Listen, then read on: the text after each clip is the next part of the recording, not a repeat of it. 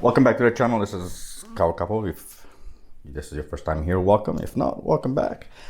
Today I got, you with me.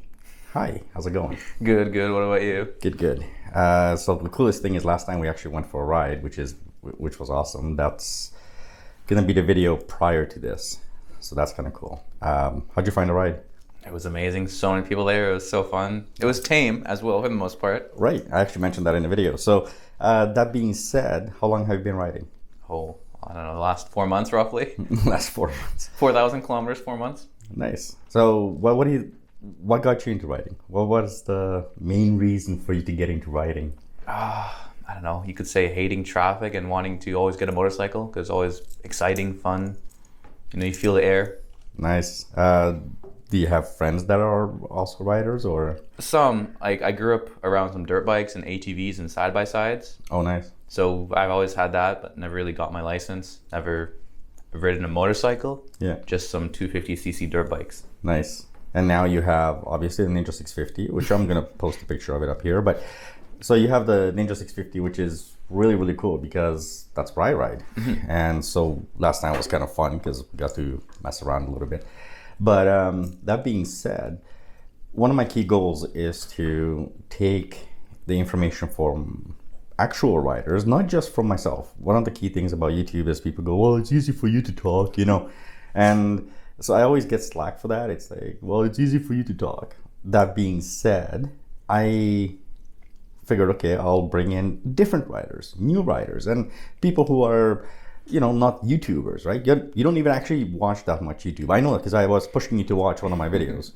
That being said, I know you follow me on Instagram. You've been following me on Instagram for my Tesla channel and for this one. And the Yeah. And the new one. And the new one. There's a few of them. Mm-hmm.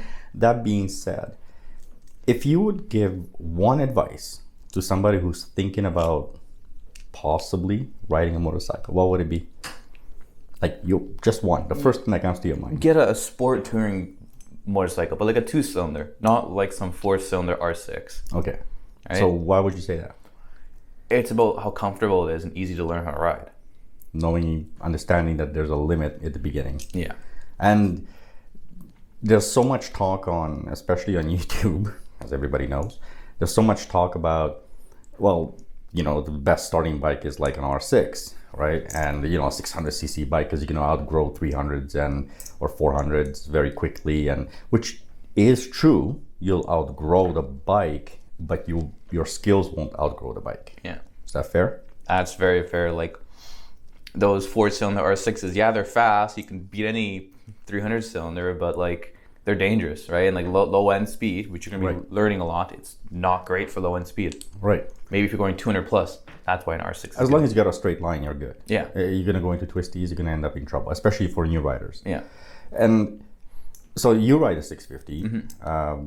What year is yours? 21. 21. And would you say that the Ninja 650 or the 650 class, the sport touring bikes, the more upright bikes, would you say that would be a good starting bike for somebody?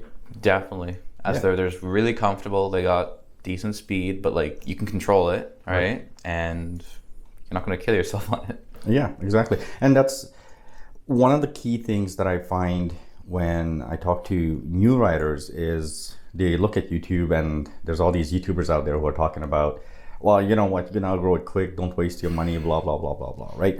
My thing that I tell people is buy a cheap used bike, something that basically you can write off within a year, right?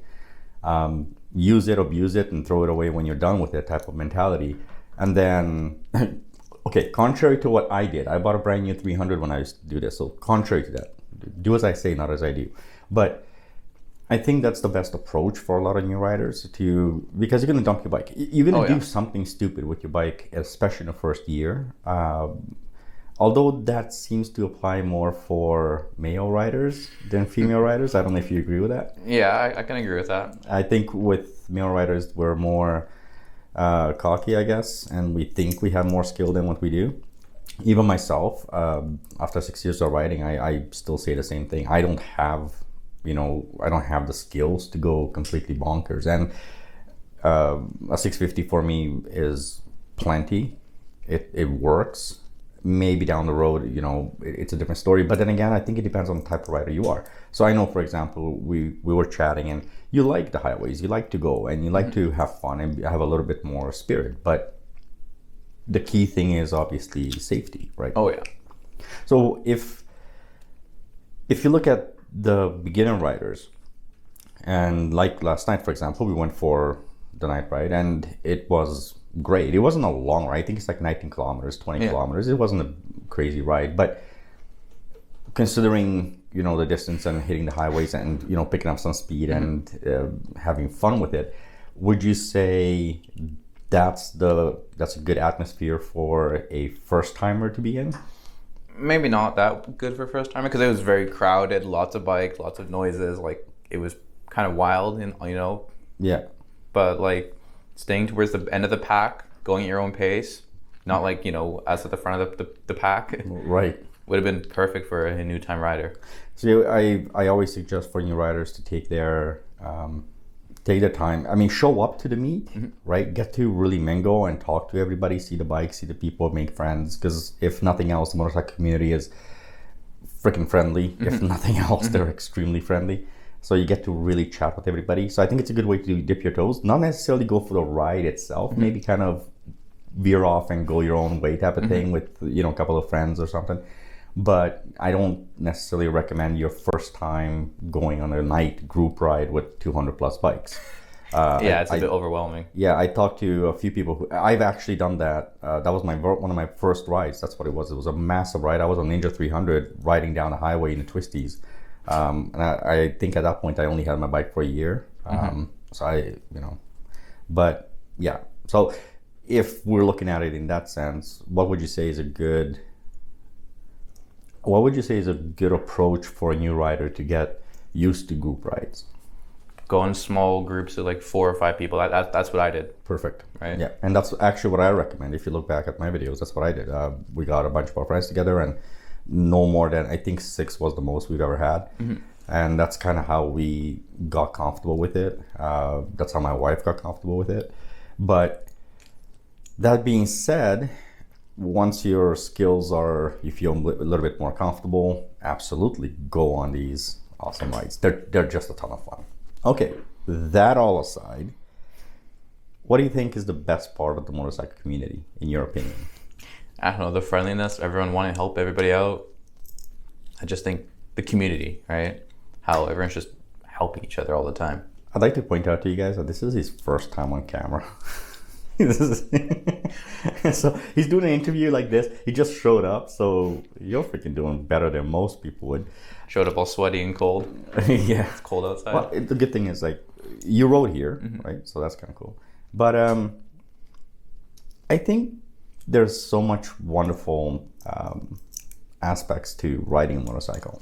Now, I'm gonna ask you a dumb little things. When you're looking at the motorcycle stigma that the general public looks at and how you're perceived when you're on the motorcycle, how do you think people perceive you? Some loud, dangerous stunt devil. Yeah, it's like a hooligan, basically. Hooligan. But my bike's so quiet. Yeah, yours is. Well, you kept the original exhaust, which is a smart thing to do.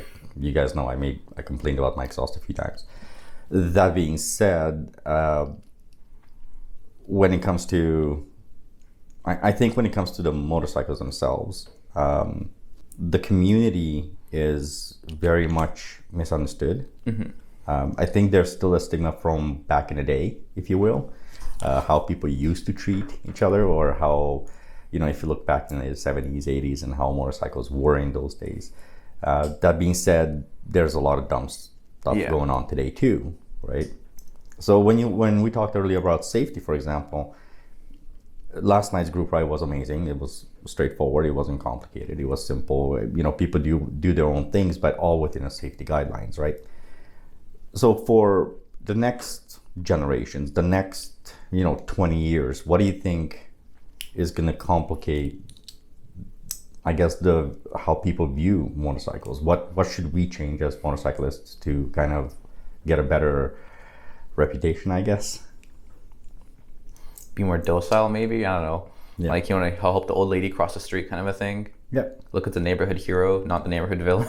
Exactly. With the loud exhaust, or you're screaming and ripping wheelies down the neighborhood. Yeah. Like save that for some random back road in forest or something, or the highway, or when no one's looking. I guess middle of the night. I couldn't. So you don't endanger others, right? Right. Or piss off your neighbors. I've always said it's fine to do all the crazy stuff you do. I mean, it's funny because even last night at the end of the ride, we had a few guys pulling off some beautiful wheelies and having fun in a parking lot. But that's one of those things where I say, okay, it was just us. It was the motorcycle community was there. It wasn't anybody from the general public that could have been hurt or anything. So worst case scenario is the guy, pulls off a wheelie, dumps his bike, but at least the community is there for us to kind of help out. And I think that's one of those places you can show off and you can have fun with it. But don't, stay the hell off the highways pulling off wheelies in the middle of traffic. Right? Yeah. So I think people more often than not misunderstand what I'm saying when I say be smart, right? Choose your battles, as you said. Choose your battles. We talked about that last night. And don't go out there being overly aggressive in the general public where it's not your community, it's not your friends and buddies and everybody who understands what you're doing, but rather it's a bunch of, it's probably some old lady that's trying to get to her grocery store at, 20K an hour on the highway. She doesn't need you flying by. So you're going to scare the crap out of people like that. And if you dump your bike, you're going to damage people's property. I mean, you own a Tesla, I own a Tesla, and I don't know how you would feel, but I know I would. I don't care if I'm part of the motorcycle community, but if a motorcyclist hits my car, I'm going to beat the living daylights out of them, right? Because frankly, there's a level of stupidity, I think, that happens consistently. Yeah. And I think that's what we have to kind of slow down a little bit, like take it so that you take your skills or you take your I guess craziness or adventures that you want to take, but take it to areas that is no danger to, other to people, the general or public. Yeah. Right. Well, that being said, I think that's a really good way to start off these type of interviews, and it gives people an idea what I want to talk about.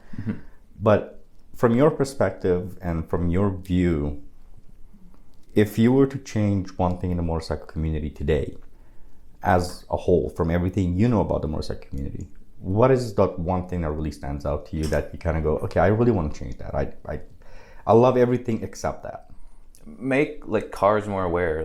Sometimes cars don't even know there's a motorcycle there. They got their AirPods in, they got the music blasting. Right. Just I drive a car. Most people drive cars, right? Right. But you're not aware of motorcycles most of the time, unless you own a motorcycle or your friend owns one. Right. Right. You don't see them coming, and people just don't pay attention, and they cut them off. And many close calls I've had, and just sitting in traffic and driving low speeds, people just don't notice you apparently. So how do you think that would be? How do you think that would happen? How do you think that change could happen? I mean, we could do it through regulation, but then again, I've always said regulators need to keep their noses out of a lot of things, right? I don't believe that everything should be a regulation. So how can us as the motorcycle industry actually help that, or the motorcycle community? How can we help to get to that goal? Maybe ICBC could, teach more motorcycle awareness, right? Because all the new drivers, all the new kids, they probably see motorcycles are fancy and. Right. ICBC is the insurance corporation that we have here. That's where you have to go get your licensing and all that stuff. So I think there is a point where you're going to get your license, if it's for a car, for example. I think there should be much more awareness made towards motorcycles. If you look through those instructional booklets for getting your license, frankly, I think there's one page in there, not even one page or half a sentence or something talking about motorcycles. I know that there was a few years back, we saw signs everywhere, watch for motorcycles, it's riding season. And I like that. I think that was the year where we really saw a lot more people paying attention to us. But that was always on the highways. It was never posted anywhere in the cities. And I think overall, as motorcyclists, need to take responsibility as well. We need to remember that, my favorite videos are always the ones where somebody's screaming and yelling that they got cut off, but they're doing 40 over the limit, right? So you didn't get cut off. At this point, you kind of caused to be cut off, right? Yeah. But all right, I you know what? I think we went through it pretty well. I appreciate you coming down. Thank you so much for doing this. And I know you have some friends that are also new riders, which we'll probably sit down and have a chat with them too. And that being said, It was an awesome ride last night, so that was freaking awesome. And thanks again for coming by and doing this. Anytime, my pleasure. Awesome. Thank you for watching. Catch you on the next video. Till then, ride safe. See ya.